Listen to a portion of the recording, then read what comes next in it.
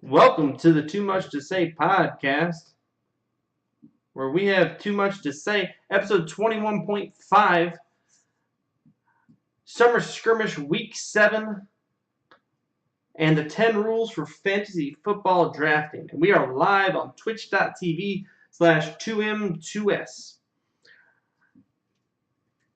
So welcome to everyone in the chat, and welcome to everybody in the podcast. We much appreciate you listening. We're going to go ahead and hop into the Fortnite content this evening. I'm going to cover the Fortnite patch 5.30.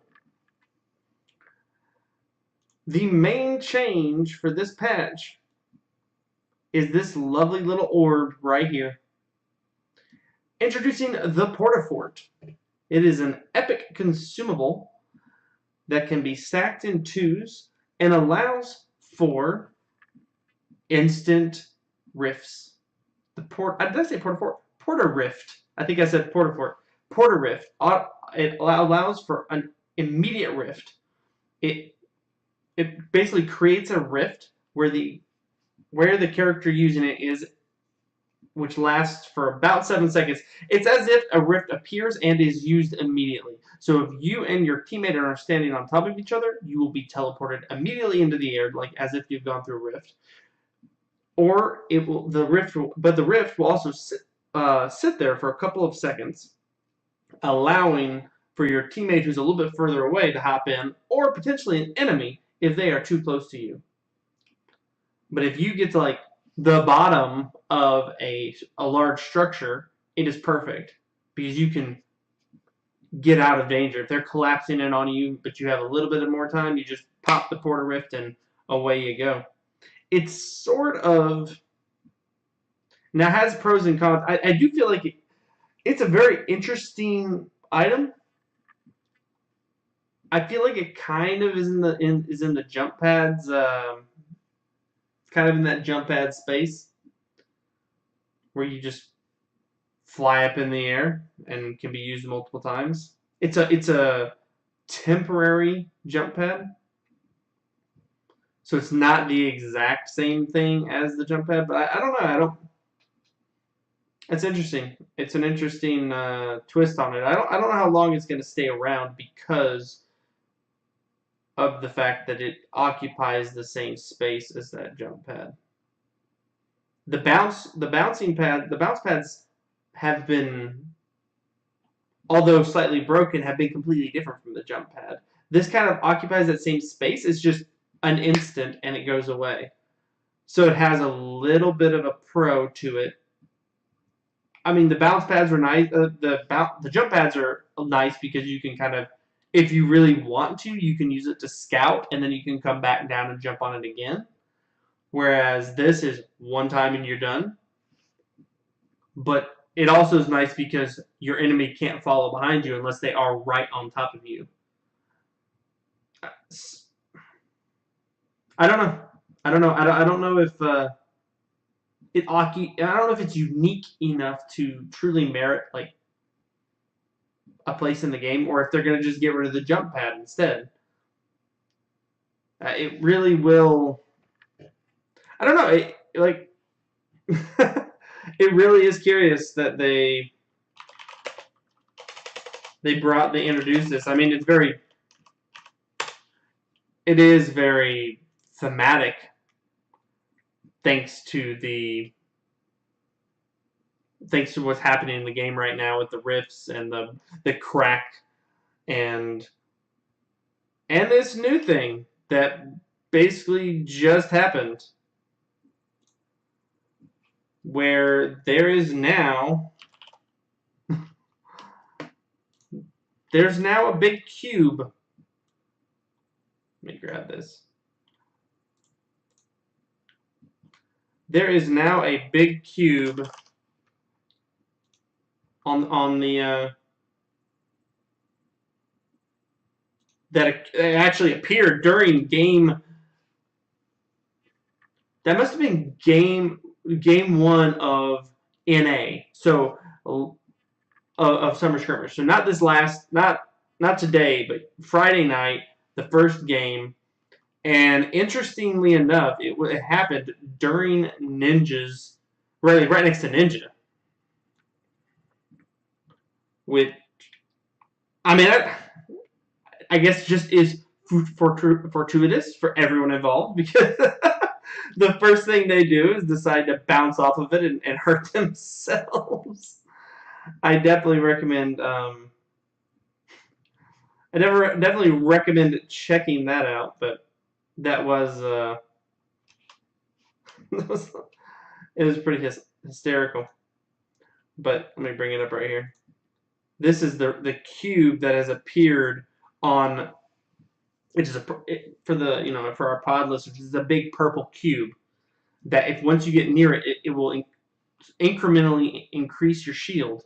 But if you run into it, it'll bounce you away. But if you hit it or shoot it enough, do enough damage, it will, and you are close enough to it, it will do damage to you and bounce you away. I had the privilege of watching Tim the Tatman this morning to just play with it in practice mode. Basically, he built this massive corridor all the way around the cube, going all the way up, probably about 8 or 9 stories tall on each side. And he would sit there and bounce on it and shoot it with the heavy sniper, which obviously does the most damage to structures, until it finally just threw him so high in the air that he came out and killed himself. So that is also something interesting. This is not like a bounce pad. It bounces you, and if you go too high, you get hurt. And if you make it mad, it actually does a little bit of damage to you before it bounces you. So it will bounce you high, hurt you, and then you'll fall down and be hurt as well. But if you're close to it, but not touching it, you can get some shield out of it. So what its purpose is, I have no idea. Which is great. I mean, that's the best part, right, of basically Fortnite. And its introduction, and I mean, they didn't tell anyone this cube was happening during the first game of Summer Skirmish, in a Summer Skirmish, so Group 2, and it was just a massive lightning bolt. I mean, the lightning bolt went on for probably about 10 to 15 seconds, and then once it was done, there was a cube. I mean, really, really good stuff. I thought it was awesome. All right, so let's hop into the Summer Skirmish. There we go. Let's cover. Let's switch this up. Go blank and then display. There we go. Cool. All right. So let's go over the results. So this. Oh, hold on. We do need one thing. Sorry. Let me go back.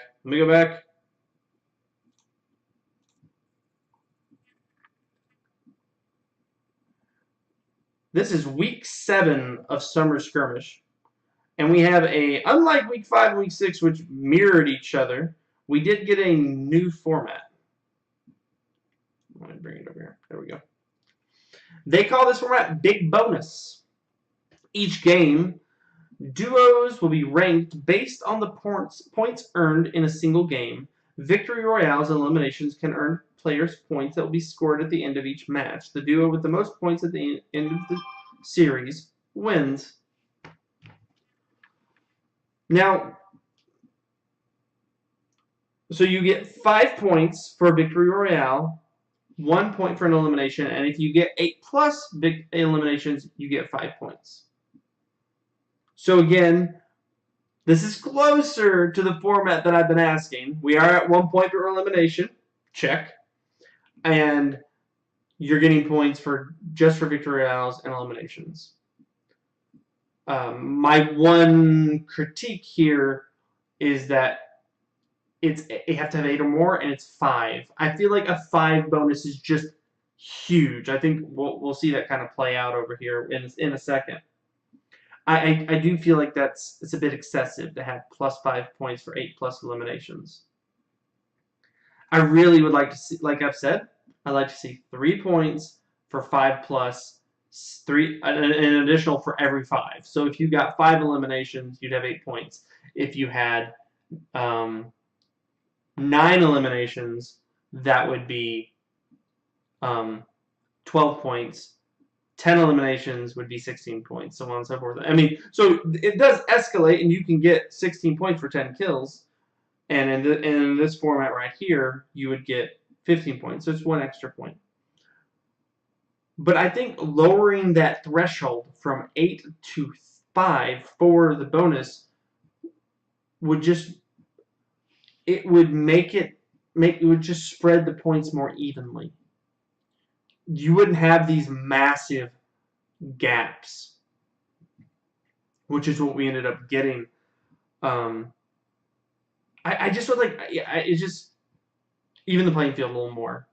Getting 8 kills, I know it's really hard and deserves a lot of points, and you would get a lot of points in my format. You know, you're going to get 8 plus.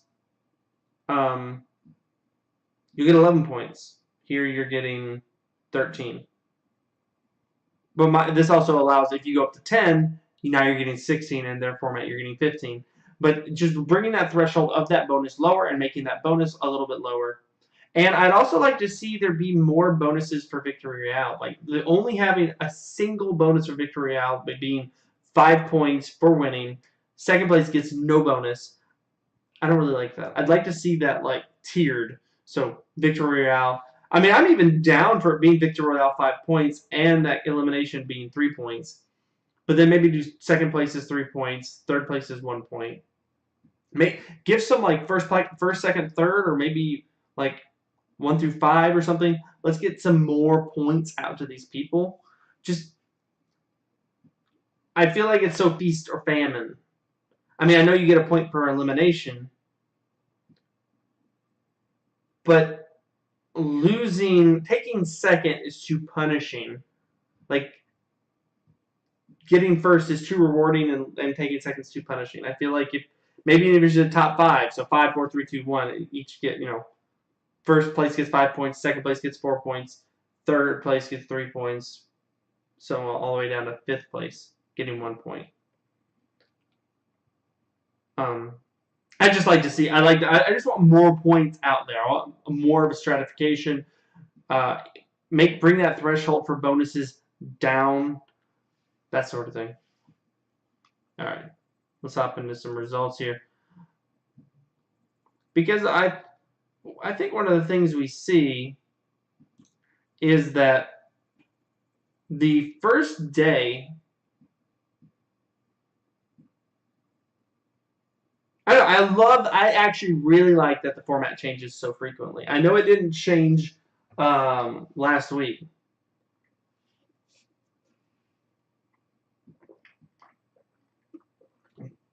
From 5th to 7th.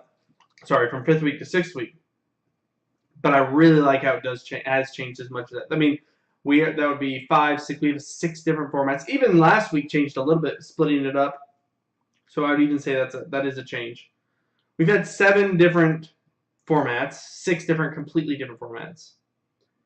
And I love it because it gives different people a time to shine, but at the same time, kind of the cream always rises to the crop. We sort of consistently have the best do well.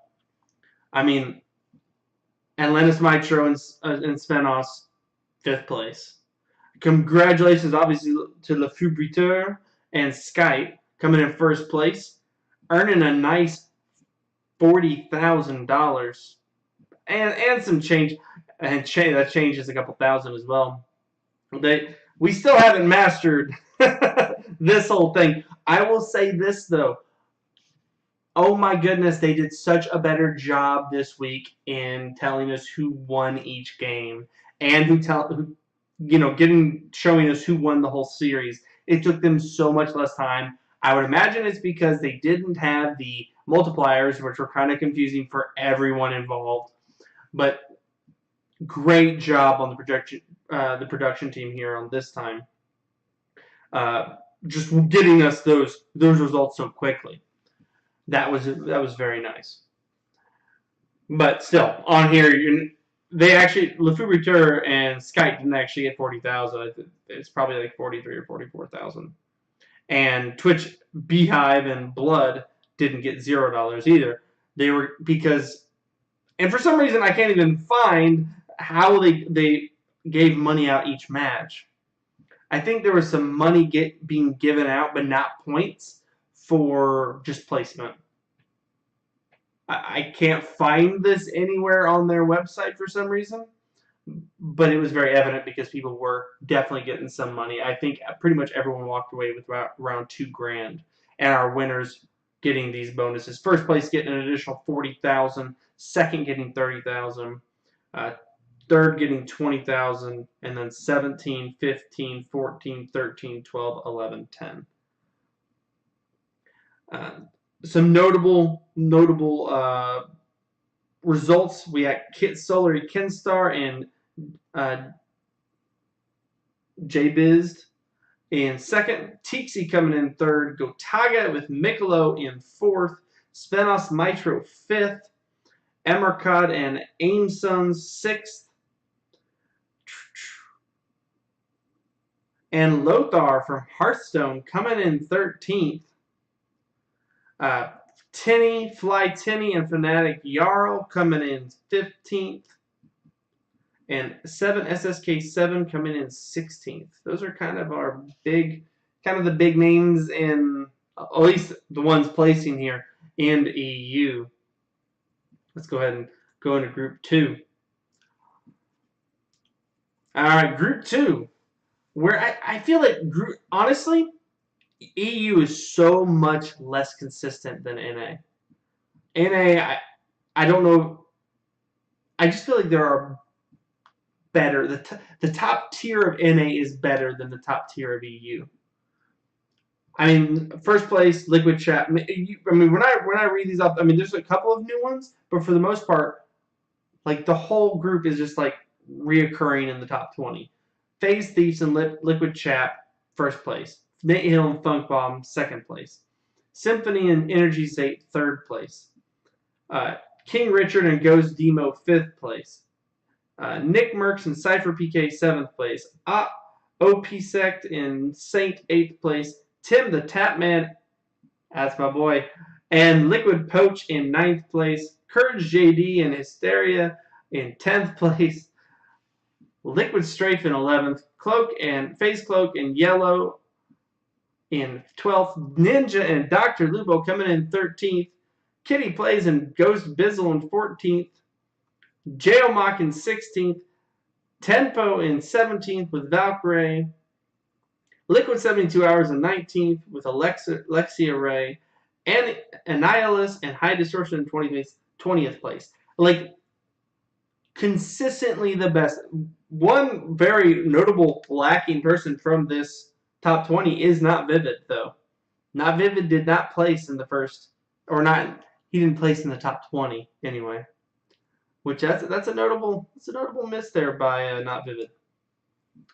But the point being, like, I mean, Chap is consistently one of the best players. Nate Hill and Pokemon since about week 4 have just been tearing it up. Symphony and Energy Zate. I mean, all these guys are just, I mean, top 10, top 25. All just consistently. And we'll get to those rankings here in just a bit. All right, let's come to Saturday's action. Saturday's action brought us, look at that. Oh, hold on. Our second from day 1, where Kinstar and J-Biz took second, they now in day 2 take first. And we've got Beehive, who took, I believe they're like 10th or 11th. Yeah, they took 11th, moving all the way up to second place in day 2. 7 SSK7 moving up to third. Svenos and Atlantis Mitro taking 4th. Fly Tinny and Fnatic Jarl in 6th. Razor Roo coming in 7th. High Style, that's the first time I've heard him. Had some nice snipes, though, today. Nice snipes. Coming in 8th. And that's our top 10. Again, where's my but this is live. These are the live. It's from their website, and I don't see. I don't. Where's 11 through 20?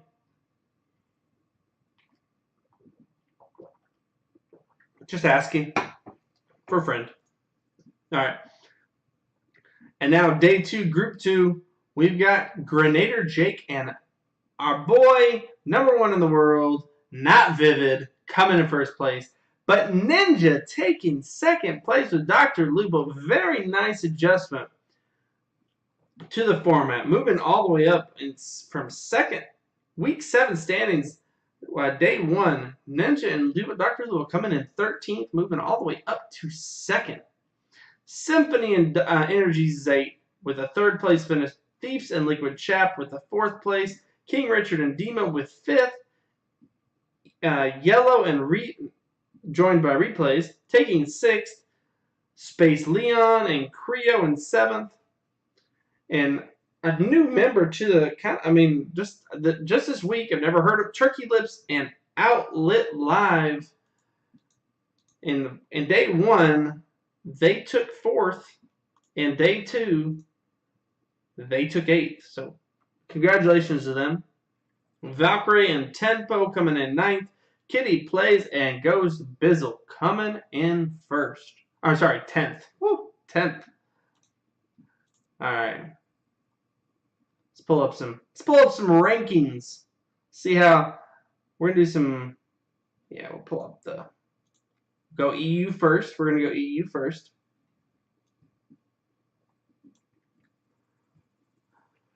Had a little bit of a shakeup to the rankings. Our top 3, however, don't change. Mitro with 365 points, still just lording over the EU. Really would like to see him come over to NA.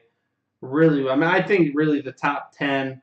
I'd like to see Mitro and Svenos, this whole top 10, come over to NA, see how they perform. I mean, it's kind of to the point where it's a tier 1, tier 2 system, where NA is just that much better than EU. But Mitro really standing out from the pack. I mean, 140 points between him and second place and second ranked Tixi. I mean, he came in 5th and 4th.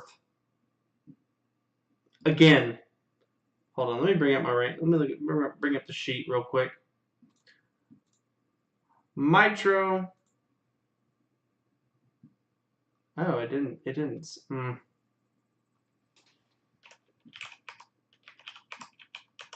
Mitro has scored in all but 3 weeks. And actually not even weeks, because he didn't. It was day 2 of week 6 he didn't score. He did score in day 1. So week 1, nothing. Week 2, 13th.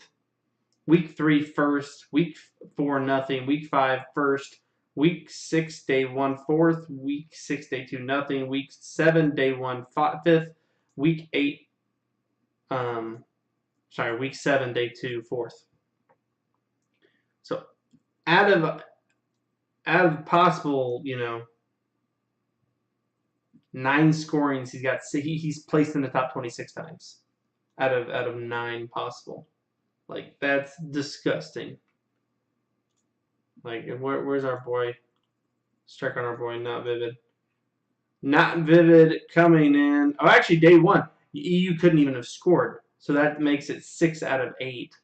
And Not Vivid is 7 out of... Oh, there's Not Vivid, sorry. Not Vivid is 7 out of 9. With now 4 first place finishes, which is ridiculous. All right, let's go back. So Mitro holding to the top spot with 365 points. Tixi at 225. The Vic at 210.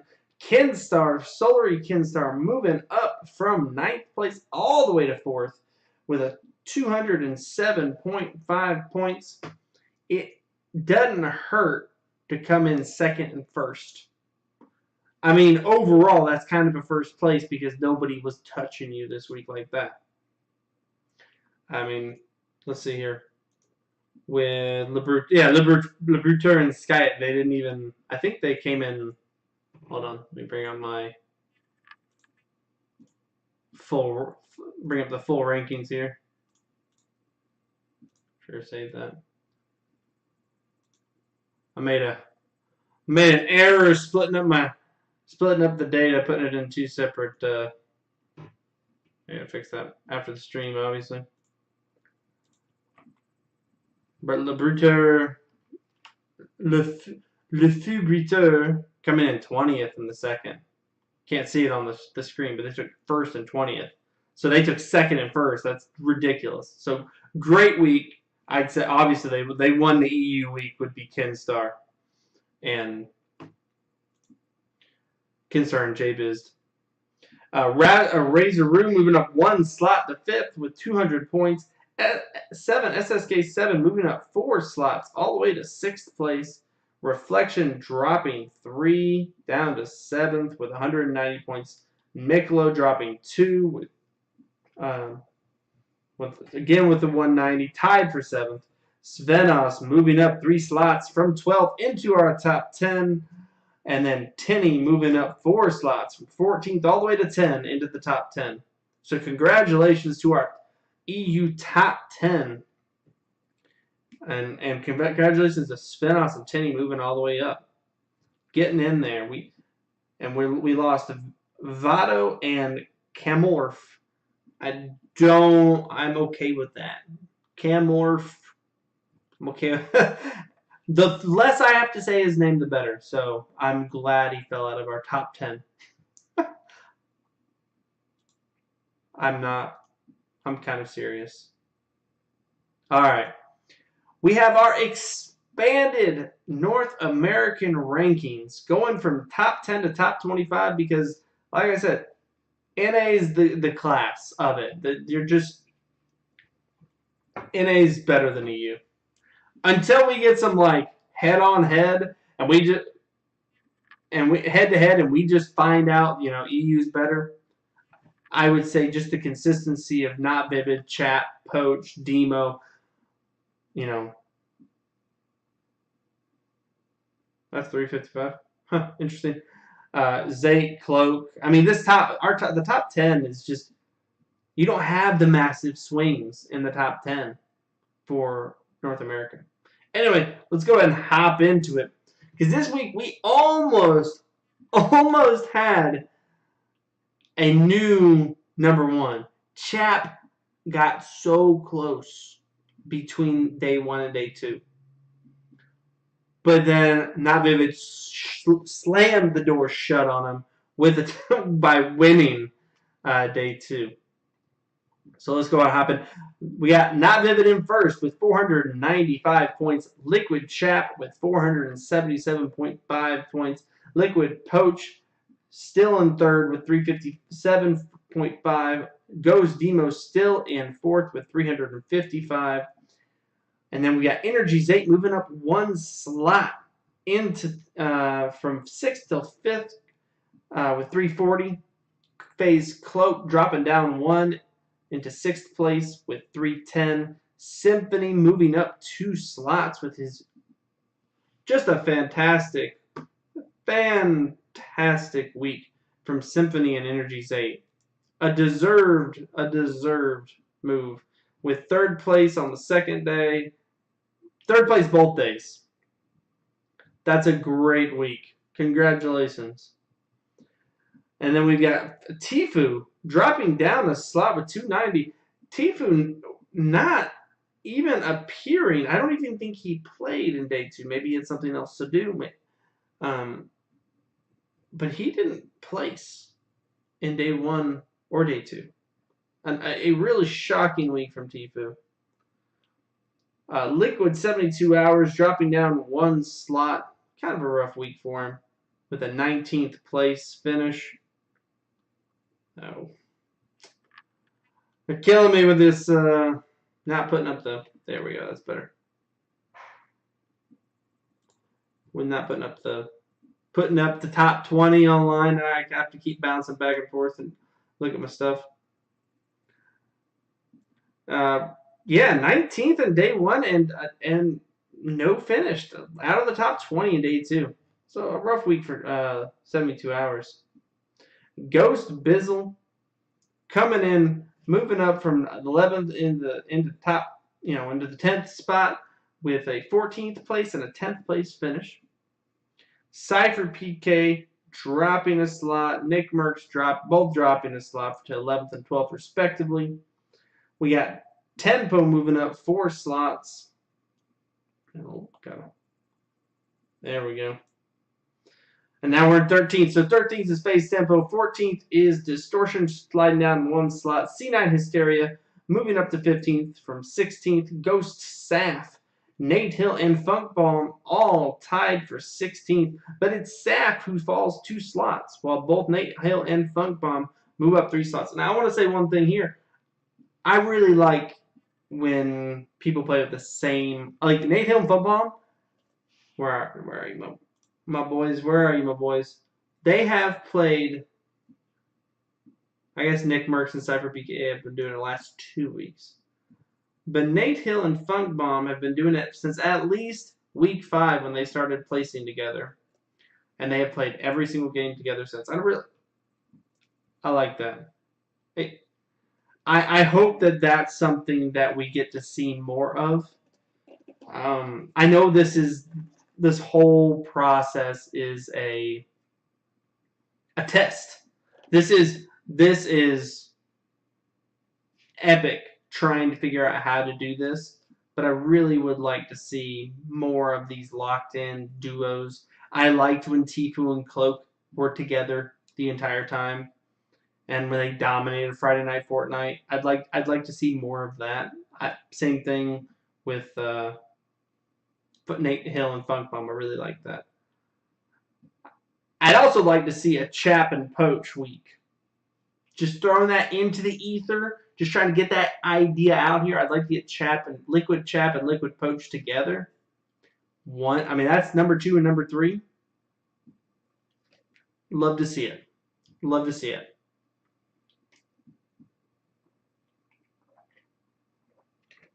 We need more of these teams playing together. Phase, Tfue and Cloak, Chap and Poach. Maybe even get 72 hours up in there. 72 hours, I think, he just needs. He's been dropping. He needs get him with Poach, get him with Chap.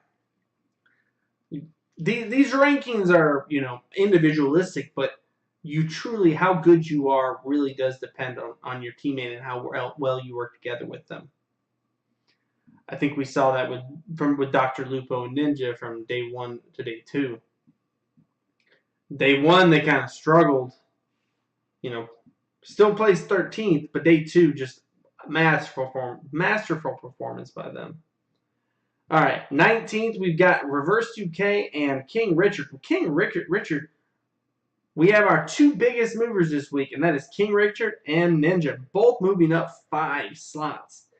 With King Richard in the 19th with 185 points, and Ninja moving up into the top 23 he was ranked number 28 and now is number 23 in the world. Congratulations with 170 points. That brings you are the number 23 player in the world, Ninja. But number 1 in our hearts. Ghost Ghoul at number 21, dropping down 3 slots. It's been kind of a rough couple of weeks for Ghoul. Phase Thieves moving up 3 slots into 22nd. Ninja, like I said, at 23. Courage JD at 24. And Kitty Plays coming in with 20 at number 25 with moving up 4 slots. Congratulations to her. I think she's the number 1 female player in the world right now. I believe Annihilus is also female. She's just fantastic. So it's good to see a girl in the top 25 representing and holding it down. And it's not these places are not given. This is not voting. This is performance alone. You get 100 points for taking first, 95 points for taking second.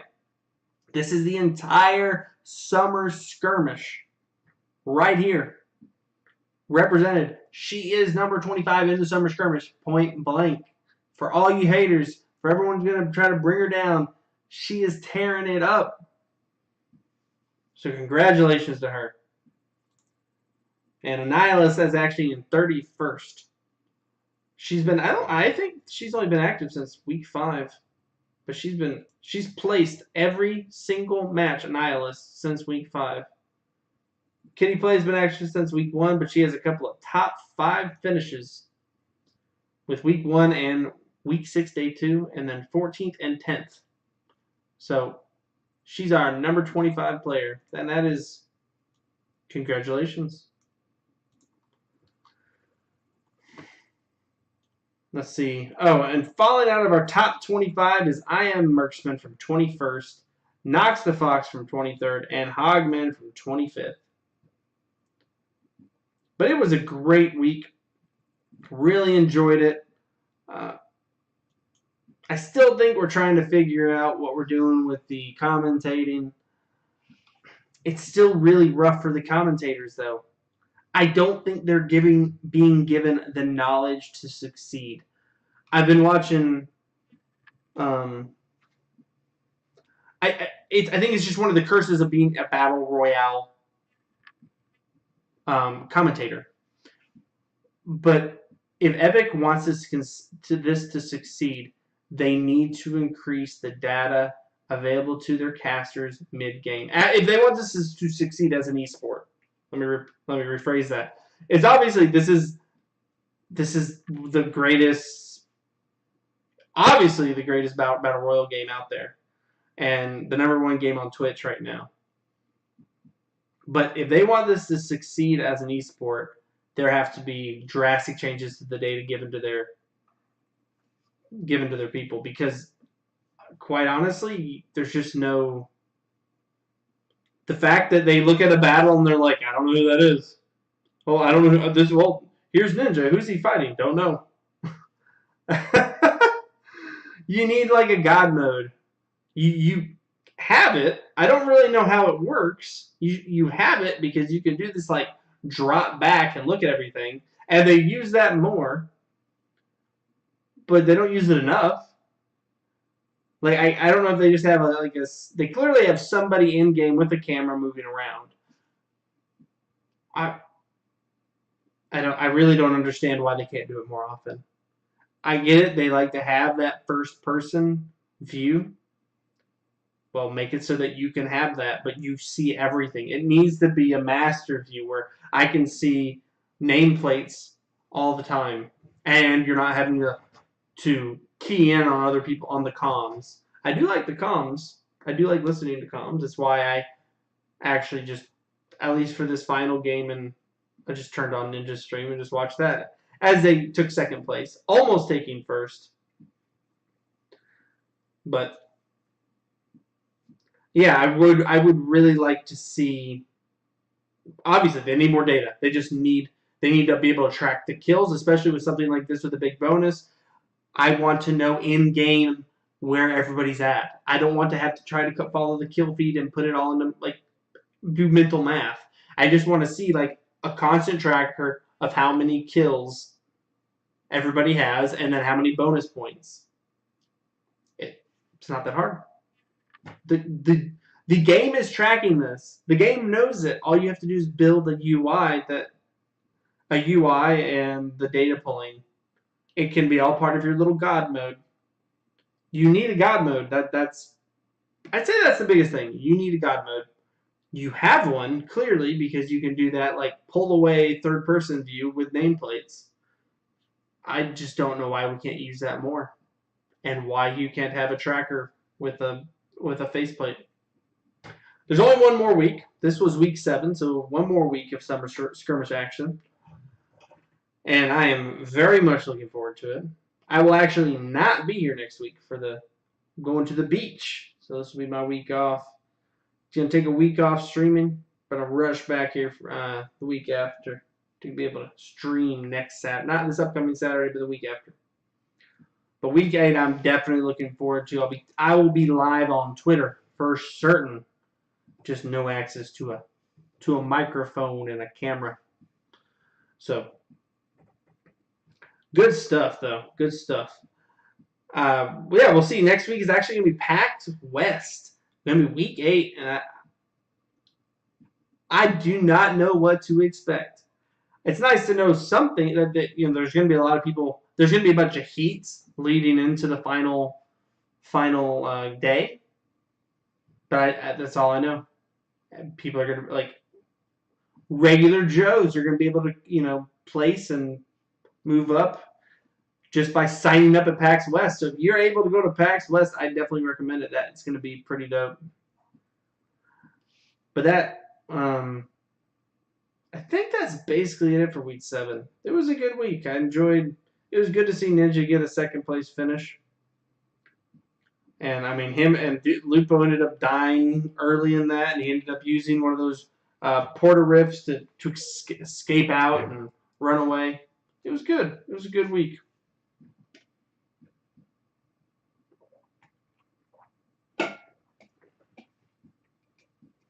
Like I said, I ate some nachos at that carnival, and I'm just suffering. My mouth's so dry. Anyway, all right. So that's our. It's a good night. It was a good Fortnite. It was a good week. Like I said, love the changes. Think we definitely need to give our casters more knowledge, so that they that'll just make them better casters in general. I mean, that might be my biggest complaint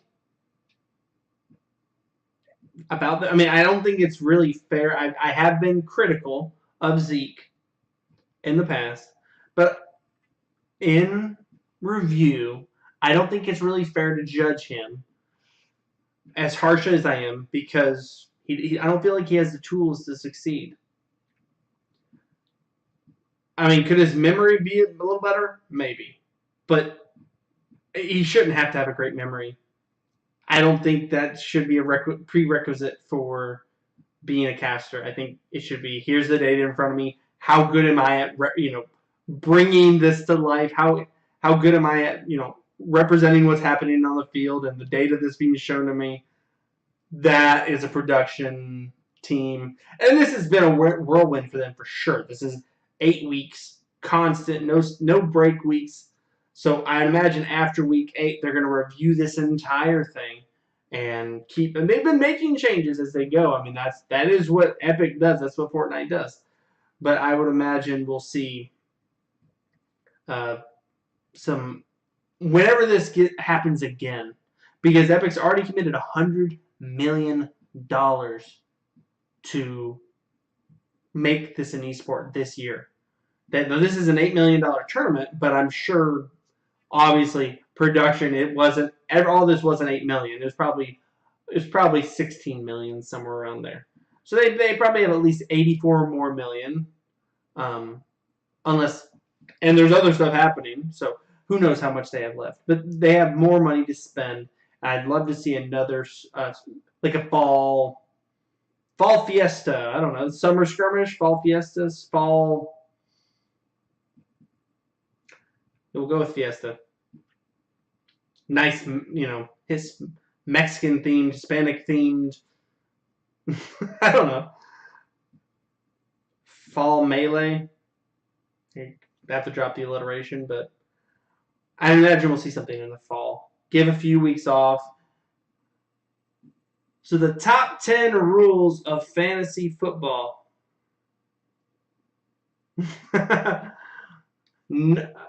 Drafting in fantasy football. Number 1, don't draft a quarterback in the first 5 rounds. Right now, on ESPN, the number 1 quarterback is being drafted is Aaron Rodgers. He's going in the third round, 27th. And another one, Tom Brady, is going in the 4th round. There are multiple things wrong with that. He's going 31st. You should, before you draft your quarterback, have drafted all of your position players. So that'd be both running backs, both wide receivers, and your flex. I mean, the difference between the top quarterback last season and the 6th quarterback was 70 points. The difference between the top running back last season and the 6th running back was 105 points. And you have to have 2 different running backs. You only need 1 quarterback. You can pick up in the 6th round Deshaun Watson, Russell Wilson. You want to go later, you can pick up Matt Ryan. You can pick, former MVP Matt Ryan. Maybe I'm a little biased being from Atlanta, but still, like, fill out your flex, fill out your running backs, fill out your wide receivers before you draft a quarterback. Number 2, if you're doing an auction, make sure. Now, I know most people do snake, but if you're doing an auction, make sure that you get one of the top 5 players. If this league is, if it's a $200 league, don't be scared to drop $60 to $63 to buy a player. Now, if it goes in the 70s, I'd back off. And don't buy 2 players at 60, but make sure you get at least one. Similarly, don't get creative with the first 2 rounds or with your high picks. Top players are ranked by experts, by ESPN, by Yahoo for a reason. After the first 2 rounds, if you want to take some flyers on people, that's fine, but you need to draft. That's the top 20. You're getting 2 players in the top 20. Trust the rankings. Be safe. Try to get somebody who's not going to get injured. You need your top 2 players to basically carry you for the whole season. Number 4, pay attention to suspensions and injuries and draft according. Oh, and drop players in your rankings accordingly. It's pretty easy to get caught up in a big name and see, oh, he's still on the board, but he might be suspended for 4 games. He might be suspended for 8 games. Like last year, we had Ezekiel Elliott. He was like a top 4 player, but he was out for the first 4 games. It was at least the first 4 games of the season. He's got to drop down. He's now, a 3rd or a 4th round pick. Number 5. This one should be simple, but stay for the entire draft. Don't leave. Yeah, you can get value in the first few rounds if you're drafting against a player who doesn't know what they're doing. But if they're not good, if they're bad, if the other players are bad, you can get good value in the first couple rounds. If the other players are good, you can get value in the later rounds. Especially with auctions. Like, you can always get value at the very end of the draft because people spend so much on the big names. Number 6, pay attention to age. The older a player gets, the riskier they are. Don't draft on name alone, but potential. Tom Brady is being drafted 31st right now. That's insane. Not only is he a quarterback, he's 41. I know he's Tom Brady, but one of these days he's just going to fall off. He's not going to be Tom Brady, the top 2 quarterbacks in the league. You don't want that to happen to you with your 3rd round draft pick or 4th round draft pick. You want that to happen to you with like a 7th or an 8th round draft pick because you can just replace them with the waiver. Number 7, and this is a big one. Pay attention to the draft chart / quarterback combinations. Like right now, I know people are, if you listen to anything about fantasy football, people are talking up like Chris Hogan because the New England Patriots have no wide receivers. They have a top 5 at least quarterback, depending on how he ages this year. He's 41, but they have no wide receivers. Everyone keeps getting hurt, gotten rid of, but they have Tom Brady. Tom Brady makes the wide receiver. That's a great way to be able to find a gold mine. And even if they don't have a great quarterback, if they're the number 1 receiver on a team that really has nothing else, that's a good indicator that they might be valuable in the later rounds. Nice people to just stash on your bench. Number 8, if this is an auction, don't spend more than $1 on your defense or your kicker. Kickers aren't worth it, first off, but defenses are notoriously finicky. They change year to year and are very matchup heavy. And the waiver wire is usually full of them. So if you can have a top 5 defense going against a weak offensive team, I'd rather have that than have the number 1 defense against anybody. Number 9, don't get cute. Don't try to hoard one position and try to force people to trade you for things. You're just not going to get the value that you once could. I mean, are there exceptions to this? Sure. If you play in a weird league where there are, the quarterback is positionally, so you draft 2 quarterbacks, or you get extra points for quarterbacks or something, then you might be able to do that. But in a traditional league, PPR league, any kind of, just a normal league, this will burn you because you're going to end up with players nobody wants. Quarterbacks are kind of one of the easier ones to do this with, but there's so many quarterbacks that it doesn't really matter if you take 5 of them. And most leagues have limits to the number of a single position that you can draft anyway. And number 10, and probably the most important of all, is have fun. Bust your buddies' balls when they make bad draft picks.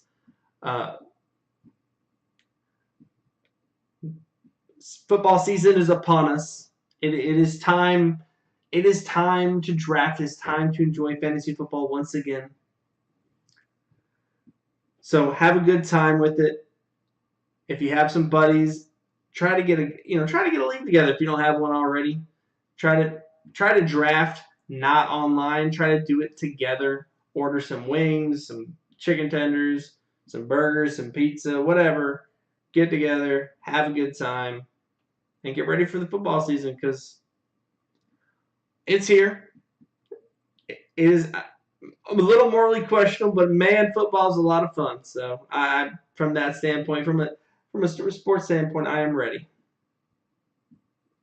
But that is our top 10 rules for fantasy football drafting.